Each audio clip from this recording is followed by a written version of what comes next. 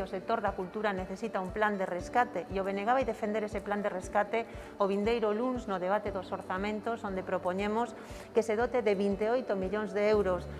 nos orzamentos do ano 2021 para rescatar os nosos creadores e creadoras, para rescatar a nosa cultura e que poda haber un apoio e un investimento público que é fundamental para poder manter este sector, non?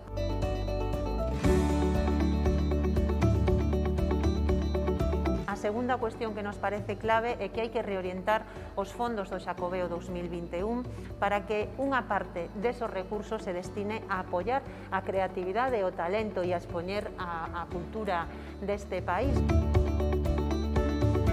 A terceira cuestión clave que nós temos que traballar para que a cultura teña maior peso no investimento público que se fai e desde o BNG propoñemos que no curto prazo consigamos que o 1% do orzamento da Xunta de Galiza se destine a investimento cultural. Isto significaría poñer e destinar 167 millóns de euros neste aspecto, cun obxectivo que é que nas próxima década nos situemos no 1,5% do Produto Interior Bruto.